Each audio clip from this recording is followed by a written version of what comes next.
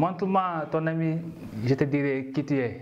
Wal ma sa xarit moo wax la ki nga doon waxuma ko du samay wax Youssou Madiaguène moo ko wax donc yéen ñi suñu soppe suñuy xarit mooy les téléspectateurs de la PMS TV yéen ñi nga xamante ni yéen suñuy soppe salaamaaleykum wa rahmatullah ñu leen di nuyu bu baax fi leen daan ñëw fii ci télévision mag bi la PMS TV di kontaan bu baax ci ni ngeen di toppee seen émission Tot Tot Info chaque dimanche ngeen di ñu bàyyi xel di ñu suivre ci suñu chaîne mag bi rawatina ci émission bi mooy Tot Tot Info.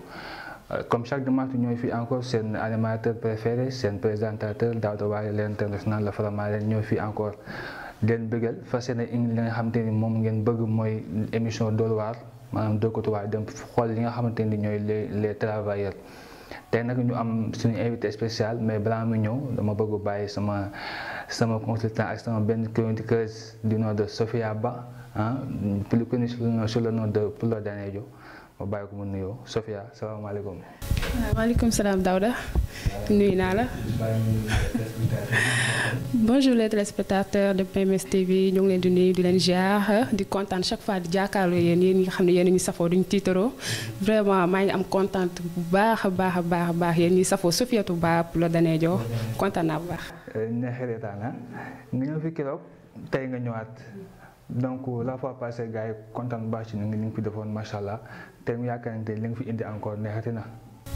Bien sûr tey nag andi nañ fi lu neex loo xamante ne Sénégal presque ñëpp ko bëgg comme ni ñu ko mën a waxee muy aar donc ñu demoon seeti suñu frère bu nekk Géejawaay amoon 6 ans demoon seeti ko présenté li nga xam ne li nga xam ne moom lay liggéey donc si kanam tuuti rek ñëwaat. incha allah amul benn problème donc ci kanam ñu xool ko ma dool encore di présenter encore sama frère Fadel le talentueux pertinent consultant borom fan sax borom Belvédère waaw borom Belvédère ñu bàyyi la nga nuyu d'abord téléspectateurs yi. ñam naa ko neex na bàyyi naa ko amul fenn. 5e numéro encore tey tamit ma nekkaat fii.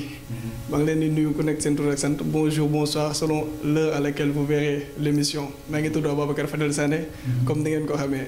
waaw di leen siyaare bu baax a baax di kontaan bu baax a baax bokkaat ci plateau bi. comme ko suñu xarit bi waxee Pulo Danejo amoon fu ñu demoon xooli suñu benn jeune talent benn artiste peintre donc sans plus tarder avec l'aide de mon réalisateur ñu dugg d'abord ñu dem xooli fi nga xamante ni moom la suñu sista demoon muy Guédiawaye amoo 6 donc papi rak muy gaaw. Bonjour ou bonsoir, ça dépend l'heure que vous nous suivez sur notre chaîne PMS TV. C'est moi votre sœur, votre amie Sophiatou Ba Pulo Danejo. Tey nag dañoo ñëwoon fii si amoon 6 Guédiawaye seet si suñu frère Xa Bamba nekk benn artiste peintre bu tudd Xa Bamba donc léegi sama caméra dama topp ñu dugg ci biir xool ko ba xam ne moo ngi fi sax est-ce que. waaw. Bonjour Xa. oui bonjour. daa mel ne xaawa ngi nii de ça va Xa. tey nag li laa seet si woon ñun waa PMS TV. d'accord. ñëwoon def ak yow émission nga won ñi nga xam ne moom ngay liggéey. waaw soyez les bienvenus. ok merci.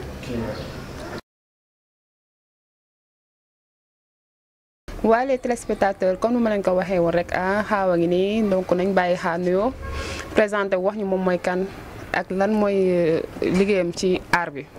salaamaaleykum Xa. maaleykum salaam ak PMS TV maa leen di nuyu. kan mooy Xa Bamba.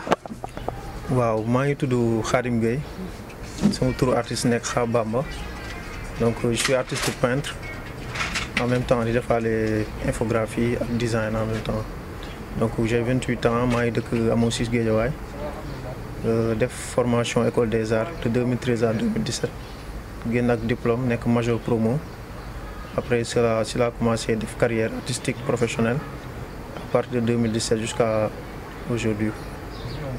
bi nga commencé art yàgg na wala yàggul. non yàggul parce que bi ma commencé dëggantaan c'était depuis ma paree Beaux-Arts quoi c'est en 2017 2018 c'est la gën a carrière c'est la gën a kii quoi gën a commencé exposer def sama carrière. ci liggéey mu ngi dox comme ni nga ko bëggee.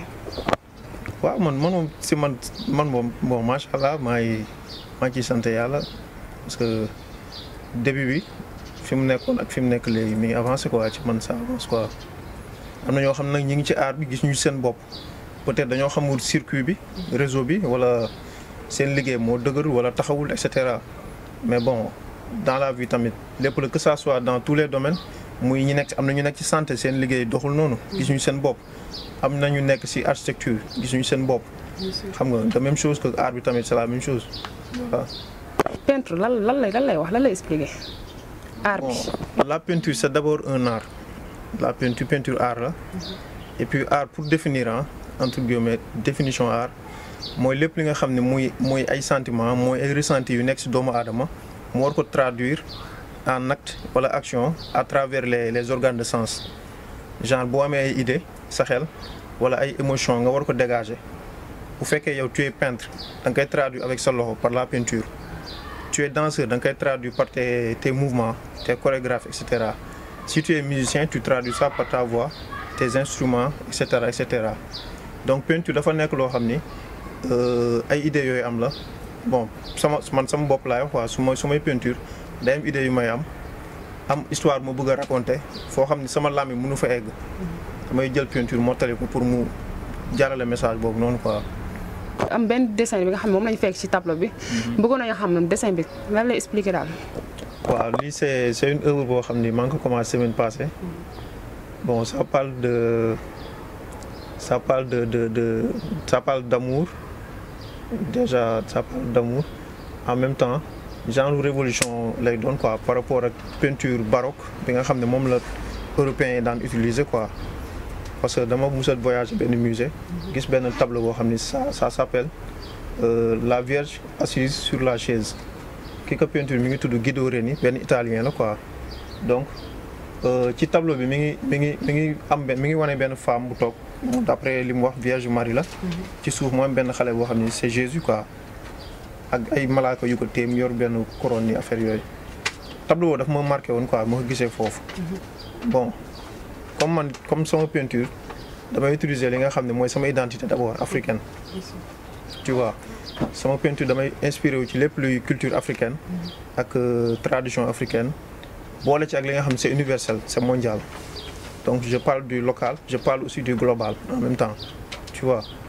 léegi dama jël personnage boo nga xam ne c'est tubaab ma changé ko def ko un personnage boo xam ni nit ku ñuul la tu vois xale la tubaab la mais dama ko def nit ku ñuul fii nii parce que je me suis dit pourquoi musée yoo dem en Europe tu vois les blancs ñooy seen tableau lañ fay exposé déjà boo gisee tableau grec yi romain yi affaire yooyu noonu personnages yi nga gis yëpp ay blancs la ñu doon après ma ne pourquoi gis ñu ay personnages yoo xam ne c'est des africains wala afro-américains affaire noire quoi en général ñun dañoo bokk ci histoire wala lan la donc on a notre mot à dire c'est pour cela ma jël personnage bi changé ko en même temps utiliser kanam bi nga xam ni c'est un patchwork de tissu parce que damay utiliser textile quoi samay tableau pour wane benn phénomène bu ma tuddee mixtissage ça veut dire ensemble de culture ça veut dire brassage culturel quoi en quelque sorte donc tu peux pas identifier personnage bi ba xam il est musulman il est chrétien il est sérère il est peul ou nangam sangam donc c'est tout ce mélange là moom laa utiliser fii nii tableau bu may liggéey nag pareegul moo tax. Retour sur le plateau de la PMS TV ñu ñëwaat encore ci seen émission Tok Info comme ni nga ko gisee léegi élément bi Sophia am nga dabal nga Guédiawaye amoo 6 xool benn jeune talent koo xamante ne macha allah artiste peintre la d'abord noo def ba dem amoo 6 Sophia boobu fi nga dugg Dakar grand na de. Daara bàyyi tooñ waaye démb nag demoon nañu amoon siis seet suñu frère tudd xaar di def peintre mun nañoo wax mu nekk artiste bu mun li muy def nekk nit koo xamante ne aussi ku simple la parce que de bu ñu demee daf ñu dalal macha allah ñu ñëw toog waxtaan ak moom te amuñu benn problème vraiment ndax nit ki moom lu ñuy waxatee sax nit ki mënoo dem ci moom te tàgguwoo ko te ñun dañoo ñëw surprise bett ko vraiment ñu ñëw tam mu dalal ñu mu nekk li nga xamante ne vraiment lu baax la ci doomu aadama. en tout cas li ma gis naa ci image nga fekk fi muy liggéeyee d'abord mu dawal mu daal la comme ni nga ko waxee mu yaatal la nga gis donc ay œuvre yu muy def yow art maanaam art lan lañ inspiré ba nga gisee Khadim ci li muy liggéey. waaw macha allah Khadim de li ma mën a wax ci art bariwul mais gis naa muy liggéey bu rafet parce que maa ngi fekk sax mu teg benn tableau boo xam da ko commencé mais pareegul donc maa ngi ko ci doon laaj moom mu ciy expliqué lu bari nag xam naa damay bàyyi moom su ñëwee rek dina gën a yaatal affaire yi daal incha allah. kon da ngaa bëgg a làkk suspense bi quoi. non damay bàyyi moom su ñëwee rek gën a yaatal. waaw incha allah maa ngi ñëwaat ci yow mon frère Fadel gis nañu Khadim ak élément bi ñu xool léegi nii mu nekk un jeune bu talentueux franchement man dama kontaan sa gis li muy liggéey macha allah doon koo xamante ne maanaam liggéeyam maanaam day génn sax Sénégal tey jii loo mën a waxal ci Khadim. daanaka bëri na lu ñu war a mën a wax ci Khadim élément bu réalisateur bi woon ñu léegi nii d'après ci présentation bi lenn am na daal ci àdduna soit nga am dara mu doon lu inné mooy nga judduwaale ko donc wala nga am lenn loo xam ne c'est acquis nga travailler ko dans tous les cas même su fekkee inné la inné boobu mooy don bi soo toogee kese ne yasar yàlla daf ma may du musa am dara donc foog nga boole ko tuuti ak liggéey moom loolu la def c'est-à-dire que moom nee na nekk na école des beaux-arts xam nga dafa dem jàngi malgré loolu ndekete amoon na génie bu doon dee si moom c'est-à-dire génie bu doon dee si moom macha allah gis ngeen ko sa mu jël major promotion donc xam ne ni du cuune macha allah voilà c'est que dafa toll ne ma dëkk bi Sénégalais amuñu culture art en tant que tel xamuñu valeur art en tant que tel des na lu bëri lu ñu war a xam gars yi yaakaar nañ ne art si musique kese la si fecc way yaakaar nañ mais soo demee si dëkk tubaab bi ngay xam art dëgg tableau yi ngay gis nii nga yaakaar ni ay kii la mais ça vaut des millions c'est des millions exactement surtout lu gën a exactement surtout lu gën a gaaw art mooy peinture mooy comme nu mu ko waxee rek macha allah art en tant que tel c'est-à-dire dafa am lu muy traduire ay sentiments yu muy traduire en tant que tel c'est-à-dire que tey am na yenn yoo xam ne mënoo ko wax lépp du lépp la nga mën a wax donc ce qui veut dire que donc du lépp nga mën a wax léegi à travers sentiments yi lay submerger yooyu ngay génnee léegi ci peinture. donc tu veux dire que moom dafay communiquer. communiquer voilà tu as trouvé le mot art peinture en tant que tel communication la. waaw mais ñun fii Sénégal est-ce que joxoon art dëggantaan gëddëm. moom laa la doon wax léegi nii sénégalais amul culture art en tant que tel xamu ko sax tey soo génnoon ci mbedd bi rek nga jéem a def benn enquête nga posé benn tableau woon ci mbedd bi am na ñoo xam ne dañ koy romb nii. moom mu ngi ko doon wax sa si kii bi interview bi du n'importe où la mën a teg tableau dafa am foo xam ne des lieux yoo xam ne ay par exemple ay nit yu xam art. cible bien déterminée ñoom ñoo koy fréquenter ñoom ñoo mën a xam lii mooy valeur lam mais du ko mën a teg fu nekk. Sophia sama pël bi kontaan naa de gis naa li nga ma indil tey macha allah j'ai été émerveillé par sa liggéey macha allah donc damay bàyyi d'abord nga nuyu ñu lay seetaan xam naa ñu tàggoo benn yoon incha allah.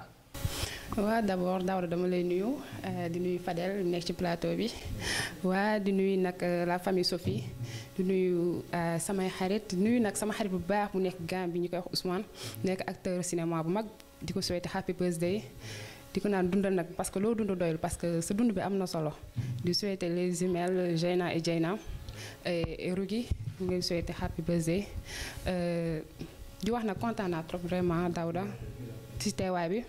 ok merci et à la prochaine. macha allah moom bu ñëwee fii day nice quoi kii Fadel ñu yeggale ci waxtaan bi. man xaw ma ni peinture maanaam artistiquement quoi pour man artiste c'est seulement lu yomb la en fait. xam naa ne dañuy bàyyi ba suñu gan bi ñëw rek parce que moom xam nga dama jëm di làkkatu quoi. non du làkkatu sax. nga esquiver génn si quoi. ah dinaa la répondre mais daf si am yenn yoo xam ne rek mooy lu. da nga bëgg bàyyi ak son domaine quoi. dëgg la donc mu mel ni que suñu invité yi ñëw na si plateau bi mooy Khadim Bamba Khadim Gueye donc ñu bàyyi sëñ Bamba Khadim mu nuyu d'abord si téléspectateur bi kii la PMS TV Khadim bismillah. waaw salaamaaleykum. maaleykum salaam. PMS TV maa ngi leen di nuyu di leen siyaar di kontaan vraiment ci invitation bi di nuyu présentateur bi Wally ak Fadel ak waa télé bi yëpp quoi vraiment di nuyu ñi seetaan waa Sénégal ak waa àdduna yëpp merci. Khadim artiste naan bi quoi yaay def tableau quoi. waaw Khadim c'est la mooy art c'est quoi art lan mooy lan. bon pour définir art bon peut-être toll ma foo xam ne sax mun naa joxe définition exacte art mais li ma ci xam tuuti rek art déjà dafa nekk benn activité humaine d'abord parce que nit doomu aadama moo mun a def luy art mbala munu ko def déjà donc c'est une activité humaine en même temps art day nekk li nga xam ni ay ressenti yooyu am la ay émotions yu waa ay yëg-yëg ci doomu aadama war ko génne manifester à travers ay messages léegi en utilisant ses organes de sens comme ni nga xamee organe de sens doomu aadama ak ay membres am quoi donc su fekkee benn peintre la comme man ni nga koy traduire c'est à travers ton support avec ta main et ta peinture su fekkee tu es danseur da nga koy traduire par tes mouvements par tes chorégraphies et cetera tu es musicien tu utilises le micro nga def say way wala affaire yooyu noonu. définition quoi. Voilà, c'est ça. yow sooy def ay tableau. inspiration bi fan la lay dëkkale te da ngay génn da ngay nelaw wala nga jël gis benn daal wala bi dox te nga inspiré ci moom. nan lay sa inspiration nan lay faral di ñëwee. bon j'ai l'habitude de dire que man sama inspiration fu nekk lay jógee. mun na jógee fu nekk. mun na jógee ci ay photos yu ma gis quelque part.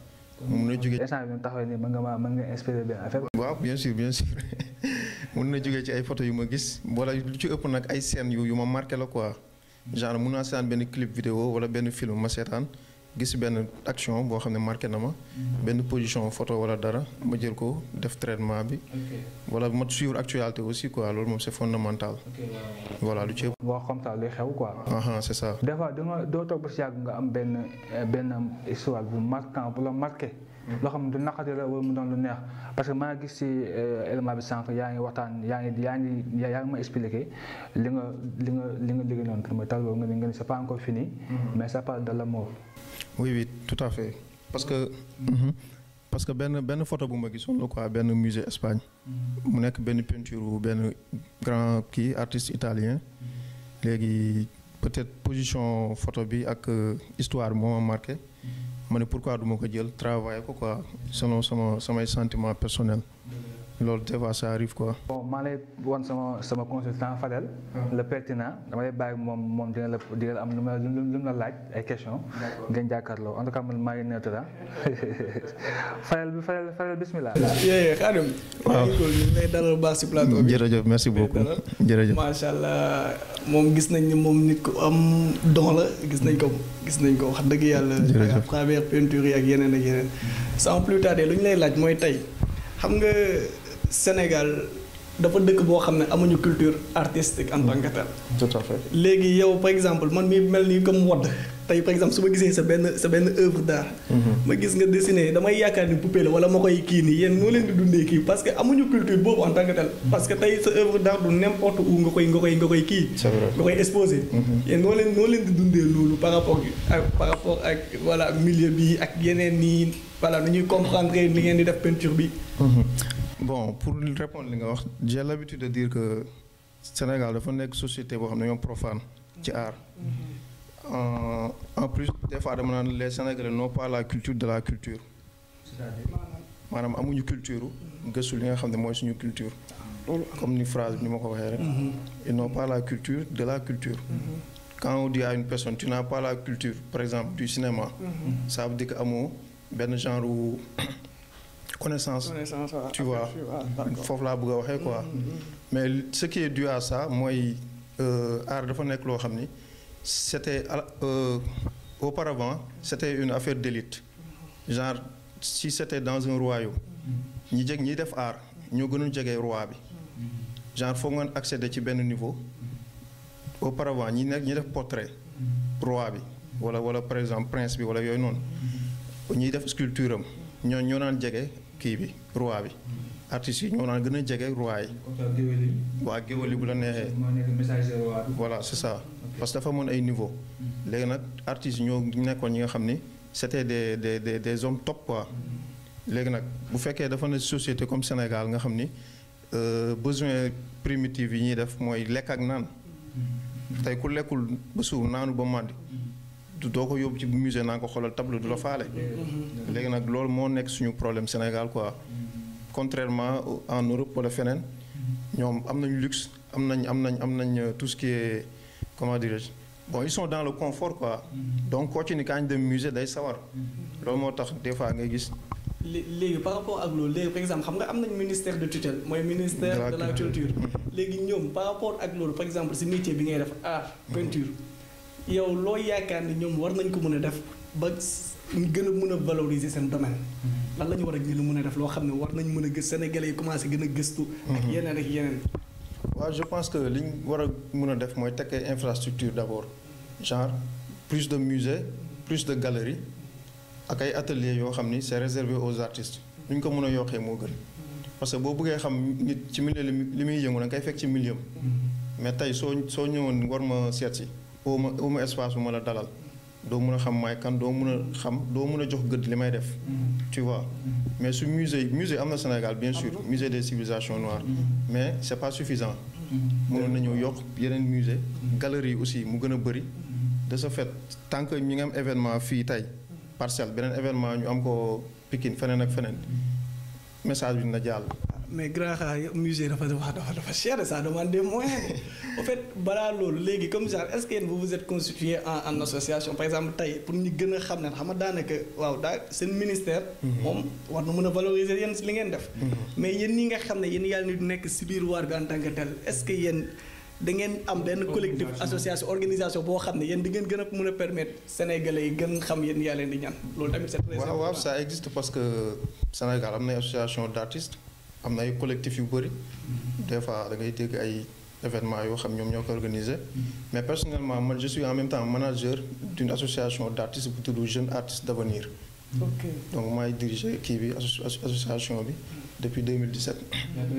voilà c'est ça avec samay morom quoi on fait pas mal d'actions d'activités aussi donc bon amoon na benn genre off bu ndaw dû à la maladie la Covid sinon dañoo waroon def ay activités yu bëri mais je me dis que mbooloo mooy doole chaque jour loolu bu amoon 50 yu mel noonu lu ñu bëgg dañ koy am mais problème Sénégal mooy mbooloo wala du am suivi loo commencé benn yoon ñaari yoon après day tas.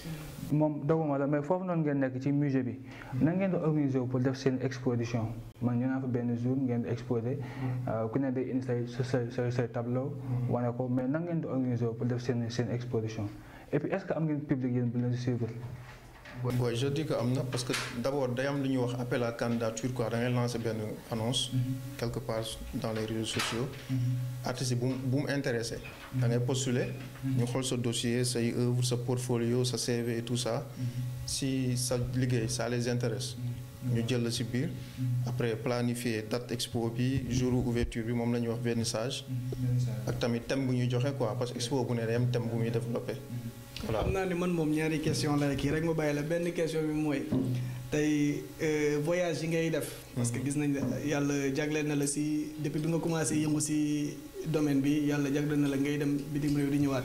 yi ngay dem noonu da ngay dem di compétir ak tubaab yooyu wala da ngay dem pour exposer rek après ñëwaat wala lan. waaw la plupart c'est des expositions quoi. da ngay dem exposer ci ay festival.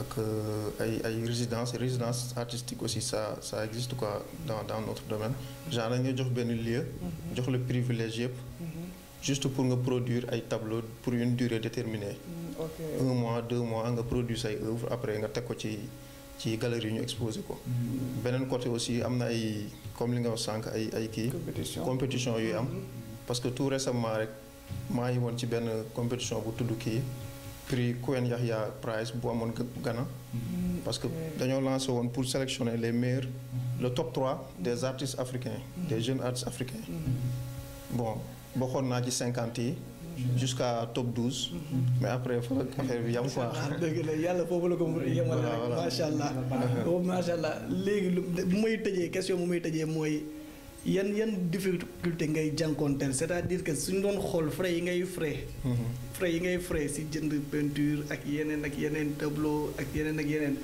nan nga ñu ko mën a ñu expliquer dans la vie courante ñun nga xam ne mosuñu xam ay peinture ak yooyu noo ñu ko mën a expliquer. waaw mais peut-être keneen kuy am beneen liggéey sax des fois nga am problème matériel loolu ça arrive à tout le monde mécanicien bi des fois day am problème pour am ay clé wala yooyu noonu maçon bi day am problème mu truelle wala xam nga mais lu mu mënti doon rek da ngay muñ waaw da ngay muñ am patience et puis mënoo commencer un rek egg 100 tu vois mënoo commencer un egg 100 ay étapes la ay level la voilà léegi des fois dañu am ay difficultés am benn day métti trop benn pot de peinture par exemple de 1 kilo c'est à 3000 francs c'est à 3000 des fois soo ko amul tu es obligé sax dem ci benn copain boo xam ne artiste la mu jàppale la. te d'habitude tableau bi ça dépend kii bi quoi taille bi nombre de peinture yi ngay utiliser. Voilà, c'est ça. C'est ça. loolu metti na moom. am na solo Fadel le pertinent macha allah te il s'est mis dans la peau d'un journaliste donc naan la quoi c'est un fidèle macha allah. gis naa encore ni avec la peinture aussi ci art bi da ngay def ay affaire say propre job quoi sa propre kii business. def ay yére yi nga sol je crois que loolu yaa ko créé sa marque la da nga am marque quoi. waaw daa am benn marque may développé depuis juillet 2020 bii nii. benn marque bu tudd mixtissage. Voilà, c'est-à-dire mixer et puis tisser quoi. booloo ba pare ñëw benn affaire. lépp ci tissu art yi nga def nga. voilà c'est ça parce que man dama gëm lu ñuy wax kii quoi. dama gëm lu ñuy wax booloo déjà unité brassage quoi dama ko gëm. parce que àdduna bi moom tant que composé woon nit mënoo jëriñu. mënoo jëriñaate. loolu déjà mi ngi jógee ci sama style de peinture. parce que damay rassembler ay cultures différentes. genre mun naa def tableau boo xam ne damay boole benn waajoo xam ni pël la. boole kook benn njaago. ak koo xam ne nii bon tubaab la wala yooyu noonu jaxase ko. loolu moo ma gën a jox idée pour ma créer marque bi quoi. voilà di defar ay mbaxane felt ay yére yu mel nii. yoo xam c'est en wax ak tissu traditionnel.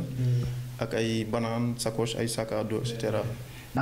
yow da nga dem Espagne di ñëw quoi. waaw benn ci sa art bi quoi. waaw mais boo yow jantam bu toll ni yow nga dem Espagne di ñëwaat doo fa jaay dem sa yoon. circonstance la quoi bon man tam damay de ce côté maa ngi profité di waxaale gars yi bëgg a di rêver chaque jour pour dem foofu. gis nga foofu noonu. c'est que nag boo waxee dañ naan dafa soxor wala con la wala dafa tàppet mais ñun fii nii jàmm ma fi am oo ma ko fële. pour dire vrai. mais nga fa jaaree dem gars dugg ci affaire yi dem. non loolu non peut-être si tu es comment dire immigré wala marchand ambulant wala yooyu noonu. mais man j'ai mon métier d'abord ici. maa ngi siy tedd bu baax alhamdulilah. noonu voyage amee woon keroog. noonu la ma beneen mën a bettee feneen ak feneen. kon jëru may yàqal sama bopp quoi. kon da ngaa gëm sa bopp gëm li ngay def. donc c'est juste benn entrepreneur boo xam ne dama ko bëggoon dugal dama ko yëngal comme moom dafa xaw a sedd quoi. dëgg la mais Khadim PMS TV mi lay gërëm bu baax a baax. en tout cas ñu ngi lay encouragé di la wax ne tamit bon c'est pas évident un jeune. xam nga koo xam te ni xale bu ndaw la même pas 25 ans 26 ans. ngay créer loo xam te ne tey jii loo yaakaar noonu jeune dina ko def. léegi mu bàyyal d'abord donc damay dem sa papa donc sama papa d'abord. sama dem ni mu ñaaree tamit xam nga. dafa ñu teraanga loolu rek c'est pas facile. donc ma bàyyal d'abord nga remercier ñu lay seetaan. waaw bon pour wax benn affaire bu ndaw rek ngeen may ma ko quoi balaa may tëj. li may jàllale ci jeunesse bi d'abord. suñu samay morom ak ñi nga xam samay rax lañ. benn message bu rappeur IS 814 waxoon laay wax. waaw. bi mu jëlee disque d'or bi passé. waaw ñu ne ko lan mooy réussite ci yow mu ni réussite ci man du succès du disque d'or bi du ay milliards du dara. réussite mooy nga nekk référence sa koñ. mun a motiver ay nit yi nga xam ñu ngi ci ginnaaw. ndeysaan. koo xam ne bëggoon na def art. wala bëggoon na nekk rappeur wala dara. yow le fait que mu xool ci yow ba nekk lim nekk. loolu déjà pour man mooy réussite loolu laay wax. en même temps di remercier sama famille. sama waa koñ samay dëkkandoo. di remercier waa école nationale des beaux-arts fi ma jaar. ak sama association Jeunes Artistes d'Avenir. ak su ma limee daal damay jum quoi Sénégal bitim réew ñëpp. maa ngi sant maa ngi gërëm di leen remercier aussi. ku la bëgg a jot si sa xool say œuvre et cetera nan lay def ba jot la. waaw mun nga dem fii. kii réseaux sociaux yi quoi. maa ngi Instagram sous le nom de KH Bamba. Twitter aussi KH Bamba officiel. Facebook KH Bamba artiste visuel. numéro téléphone. boobu la neexee. numéro téléphone 77 438 99 10. 438 99 10. voilà mi ngi noonu. en tout cas gars yi kontaan nañu bu baax man boog en tout cas sa frère kontaan naa bu baax a baax donc du bàyyi sama expert mu tàggoo. bàyyi du ba tax expert yaa expert déjà kontaan nañ bu baax a baax bu ñu dalalee Khadim. dina laaj kan la PMS TV di am si yu rafet yi. tamit war nañ ko am de. dina ñëw kon baax na incha allah. dina ñëw incha allah ñoo ko bokk. c'est fait un plaisir vraiment encore nekkalaat ak yow si plateau bi. di remercier Daouda remercier PDG. remercier réalisateur bu nekk si ginnaaw. remercier Sophia bu fi nekkoon. remercier ñëpp ñu may bëggee. ku lim day juum. dëgg la kon ñu lay sant bu baax di la wax gars yi namoon nañ la chaque fois damay jot ay message ana Fadel donc Fadel mi ngi nii donc Khadim dama lay conseiller man tamit maanaam nit da ngay patient xam nga naan affaire yi dafay metti mais dafa ma sama benn grand bu fa wax naan avant de réclamer le fruit d'un manguier il faut d'abord le planter, l'arroser et laisser le temps de pousser donc da ngay jël sa temps tey ndànk-ndànk te incha allah yàlla dina ñëw bu soobee yàlla donc Dada Wally comme chaque dimanche day remercier ñi nga xamante ne ñoom ñooy soppeem ñi nga xamante ne mooy ses inconditionnels à commencer par mon PDG directeur général bu PMS TV Pape Moussa Sagna sama grand di nuyu tamit sama jigéen di ko wax di ko souhaiter happy birthday à une sœur adorée à ma chérie d'amour koo xamante ne macha allah sama lépp la depuis Kaolack elle s'appelle Penda Cissé Cissé Ngaye Ndiaye mais yow yaa moom le 11 donc le 11 février sa anniversaire la maa lay ñaan yàlla may la gudd fan virgule ak beaucoup de réussite ci say liggéey ak say projet sœur loolu yaa ko moom di gërëm bu baax a baax sama gars yi ñoom Modou Malien bi ñoom Mazambe doomu ndey Wally Ballago Seck yéen di ngeen topp émission bi macha allah donc bëggante leen gars yi et à dimanche prochaine jaa ngeen jëf merci